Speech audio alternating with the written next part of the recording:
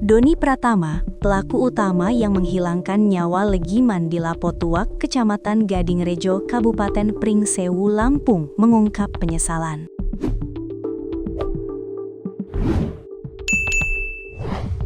Dia menyesal setelah mendapat kabar Legiman meninggal dunia sesudah dia aniaya menggunakan sajam alias senjata tajam. Peristiwa itu sempat membuat Doni melarikan diri berpindah-pindah tempat demi lolos dari kejaran petugas. Namun apa daya, meskipun Doni berusaha kabur sampai ke provinsi lain, akhirnya tertangkap juga. Doni ditangkap pada 5 Januari 2026 sekitar pukul 1 dini hari di kawasan hutan lindung Bukit Hitam, Kabupaten Kepahyang, Provinsi Bengkulu. Pelaku utama sempat bersembunyi di area persawahan dan pegunungan.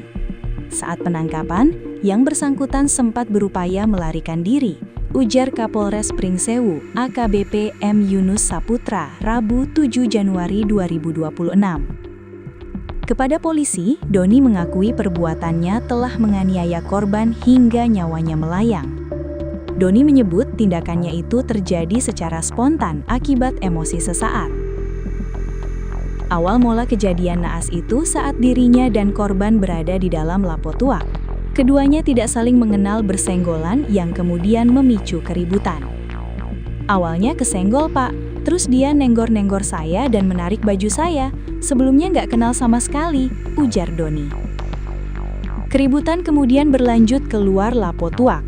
Doni mengaku kembali terlibat benturan fisik dengan korban di luar lokasi.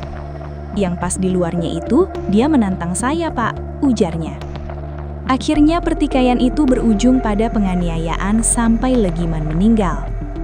Setelah itu, Doni mengaku melarikan diri dengan pulang ke rumah, kemudian berpindah tempat untuk menghindari kejaran petugas. Habis itu saya lari pulang ke rumah, paginya saya pergi ke sawah, ungkapnya. Doni mengaku bersembunyi selama kurang lebih 8 hari sebelum akhirnya berpindah lagi. Selama bersembunyi di area persawahan, ia mengaku bertahan hidup dengan mencari makanan seadanya. Kami makan keong, Pak. Keong-keong di sawah, katanya. Saat ditanya mengenai perasaannya setelah mengetahui korban meninggal dunia, Doni mengaku menyesal atas perbuatannya. Nyesel, Pak. Saya nyesel, ujarnya singkat. Doni juga menyampaikan permintaan maaf kepada keluarga korban. Pokoknya buat ibu bapak korban dan keluarga besarnya, saya minta maaf sebesar-besarnya, katanya. Doni Pratama kini diamankan polisi dan ditetapkan sebagai tersangka dalam kasus pengeroyokan yang mengakibatkan kematian.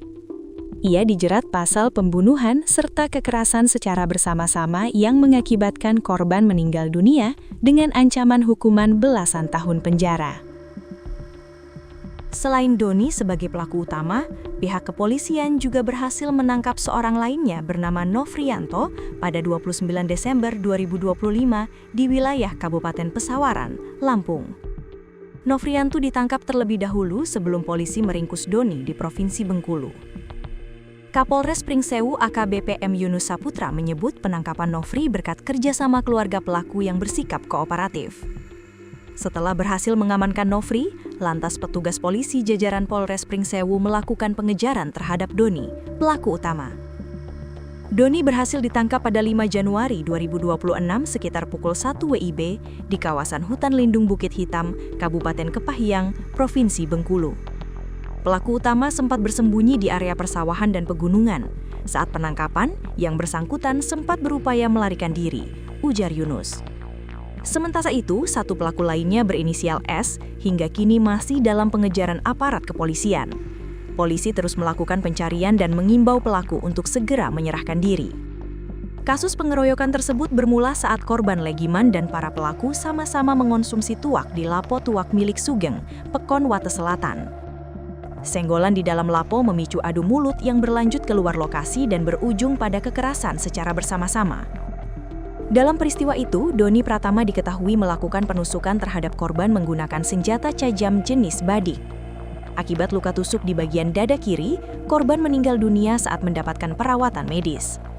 Atas perbuatannya, para pelaku dijerat pasal 458 ayat 1 KUHP tentang pembunuhan, serta pasal 262 ayat 4 KUHP tentang kekerasan secara bersama-sama yang mengakibatkan kematian dengan ancaman hukuman maksimal 15 tahun penjara. Polisi juga menyiapkan pasal tambahan terkait kepemilikan senjata tajam di tempat umum.